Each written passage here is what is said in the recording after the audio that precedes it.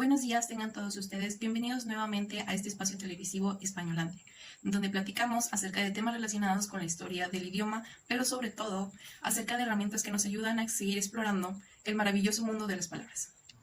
El día de hoy nos acompaña la licenciada Alicia Naomi Plata Velázquez y el doctor Pedro Guillermo Ramírez Rodríguez. Los dos son unos especialistas en el estudio de las bases teóricas para el aprendizaje del español.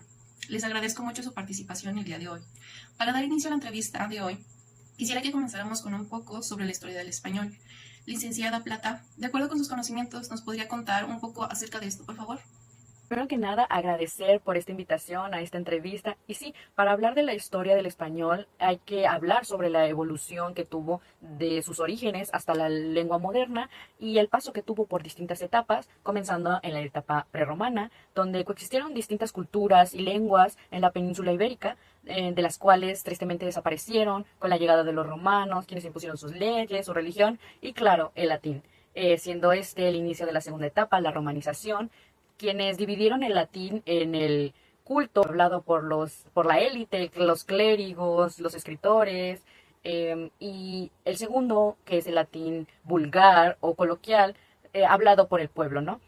Pues bueno, el español surge como una evolución al denominado latín vulgar, que se fragmentaría en varios dialectos después, entre ellos el castellano, que se consolidaría posteriormente como la base del español. En el siglo V, en el año 409, encontraremos la tercera etapa, que es la visigoda, donde inician las invasiones bárbaras de los pueblos germánicos hacia Roma, lo que provoca la caída de esta, adaptándose al latín y aportando vocablos más que nada relacionados con la guerra. 3 siglos después, en el año 711, los árabes, siendo esta la cuarta etapa, no impusieron su cultura ni su religión. Permanecieron 8 siglos en la península, donde hubo un gran intercambio cultural, sobre todo con su lengua, ya que era muy influyente tanto como el latín y aportó para la formación del castellano. Esta etapa llegó a coexistir con la quinta, que es el castellano, donde se comienza a formar en sí, iniciando en las glosas, hablando por gente de distintos reinos, y que se llegó y se potencializó más bien con el rey Alfonso X, el Sabio, donde se estandarizó a la lengua escrita, sobre todo con la influencia de la reconquista en los territorios árabes. Pues ellos enriquecieron mucho el vocabulario español con muchos préstamos léxicos y terminó de finalizarse o de concretarse gracias a la unificación territorial bajo el mando de los Reyes Católicos en 1492. Se consolida el español, surge la gramática de Antonio de Nebrija, que codifica el idioma y marca el inicio de la estandarización. El español moderno se considera normalizado con la fundación de la Real Academia Española, pero claro, al llegar a ser globalizado y compartido con los nuevos territorios conquistados por los españoles, de aquí pueden derivarse etapas subyacentes en cada país latinoamericano, de los cuales podrán incorporarse nuevos vocablos indígenas, por ejemplo, siendo el caso de México, donde tenemos palabras como chocolate, aguacate o el mezcal. Qué impresionante es cómo la historia del español se desarrolló a lo largo de todas las etapas que nos mencionó la licenciada Alicia. Pero bueno, ahora debemos de enfocarnos un poco más con la morfología y los temas que se encuentran relacionados con ella. Así que, doctor Ramírez, después de estarla estudiando durante tantos años, para usted, ¿qué es la morfología? Muchas gracias por la invitación, por supuesto. Me queda decir respecto a su pregunta que basándome en textos, en libros o ensayos que he estado revisando estos últimos años, y claro, no seré el último y no seré el primero en decirlo, que la morfología es el estudio de la estructura interna de la palabra. Esta es la definición concreta, porque en sí la palabra misma morfología nos dice de qué se encarga. Proviene de dos términos griegos, que es morph, o sea, se forma, y logía, que es ciencia o estudio. Y combinándolos tenemos la ciencia de la forma, en este caso la ciencia de la formación de las palabras, que desde mi punto de vista es a partir de elementos menores, portadores de sentido. Qué interesante, ya conociendo lo que es la morfología, una de las funciones de esta es que estudia las partes de la palabra, que son la base de una raíz o lexema y el morfema. Doctor, ¿qué son estos términos y cuáles son los tipos de morfemas que hay? Sí, es muy interesante estos términos que usted nos menciona, ya que son útiles e indispensables en la morfología, y con todo gusto se los voy a explicar. El lexema, o también conocido como la base léxica de una palabra, es aquella que nos indica su procedencia a partir de su etimología, o sea, desde su origen. Esto viene siendo el lexema. Posteriormente, la morfología se centra en la búsqueda del morfema, o en otros textos también podemos encontrarlos como monema, morfema, no importa, es lo mismo. En cuanto al morfema, pues tenemos que hay dos tipos, el morfema flexivo y el morfema derivativo. El morfema flexivo es aquel que nos indica el género y el número en los sustantivos y adjetivos, mientras que en los verbos nos viene indicando el tiempo, el modo, el aspecto, la persona y el número. Por otro lado, el morfema derivativo es aquel que, a diferencia del flexivo, su presencia no es obligada, sino que opcionalmente se añaden a la palabra para modificar su significado. Y es que este morfema añade a la base léxica matices significativos y todas las palabras por asociación forman campos semánticos. Ya teniendo un aprendizaje sobre lo que se ha mencionado, es momento de que pasemos al proceso de la formación de las palabras. Hay 4 procedimientos. Doctor, ¿podría empezar hablando sobre los procesos de la prefijación y la sufijación, por favor? Pues verá usted, el proceso de prefijación en la misma palabra nos lo viene diciendo, pero igualmente voy a profundizar. Este primer proceso que usted me pregunta son partículas que se anteponen al lexema. Hoy en día, por lo que me he percatado, es que se utilizan mucho para sustituir palabras altisonantes en las redes sociales. Por ejemplo, ya no podemos usar la palabra morir, y en cambio de eso usamos desvivir, un término que se puede considerar neologismo, y está bien, porque diariamente los hablantes necesitamos nuevos vocablos para denominar la realidad, y en este caso que las redes sociales no censuren nuestro mensaje. Y por otro lado, el segundo proceso, que es la sufijación, son partículas que se posponen a la base léxica, y al agregarse a la raíz de una palabra se modifican, complementan y denominan su significado. Es fascinante la manera en que las palabras se pueden ir formando, pero aún nos faltan por conocer 2 procesos más.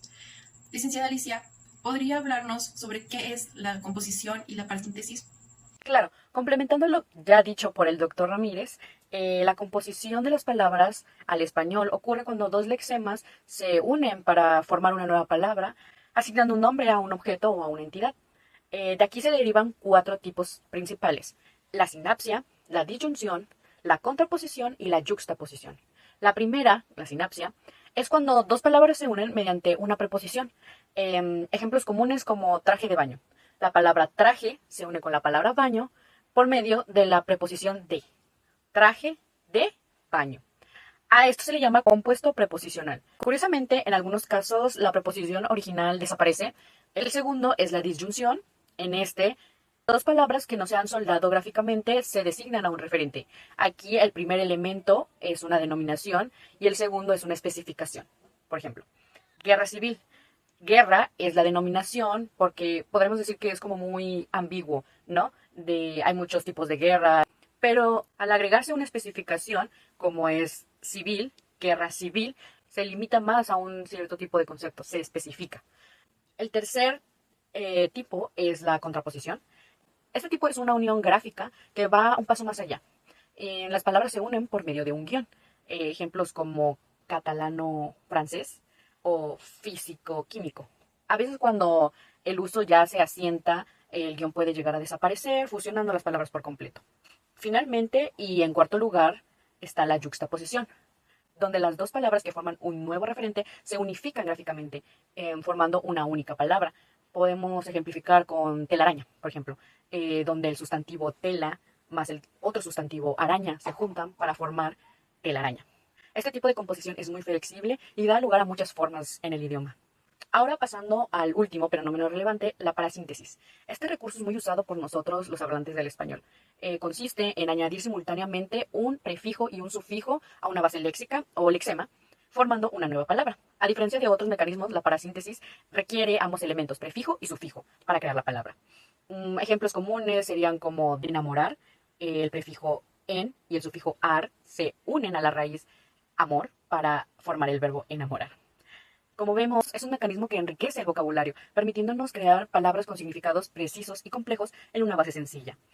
¡Qué maravilla! El día de hoy hemos estado aprendiendo mucho acerca de la morfología. Pero antes de terminar, quisiera pasar a nuestra última invitada de este día, la maestra Regina del Ángel Martínez. Maestra, ¿podría darnos una ejemplificación de lo que hemos aprendido el día de hoy? Claro que sí, como hemos visto, las palabras se pueden dividir en varias partes. En este caso, viendo los procesos de formación, quiero mencionar 2 ejemplos de estos procesos. El primero sería con la palabra descafeinado. Al momento en que descomponemos esta palabra, tenemos en un inicio des, que es un prefijo, que significa una negación o una inversión del significado. Luego está la parte media, que es cafeín, en donde café es la base léxica de la palabra. Esta palabra, que es café, proviene del árabe huacun. Y luego tenemos al final ado, que es un sufijo latín que viene de atus. Esta palabra además podemos clasificarla en dos categorías gramaticales cuando la tenemos con un verbo infinitivo, que es descafeinar, y luego cuando es un adjetivo, que como en el ejemplo lo mencioné, descafeinado. Luego, en el ejemplo que di de la palabra descafeinado, este sería parte del proceso de la paresíntesis, en donde también podemos ver que pues este proceso incluye la prefijación y la sufijación. Entonces pues ya tenemos una noción de cómo son esos dos procesos. Luego, el otro ejemplo que quiero mencionar es en cuanto al proceso de la composición.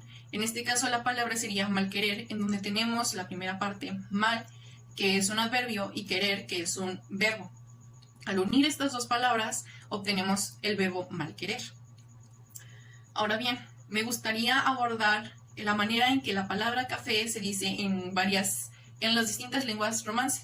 En el italiano se dice café, en francés café, en portugués café, en romano cafea, en el gallego café, en el catalán café.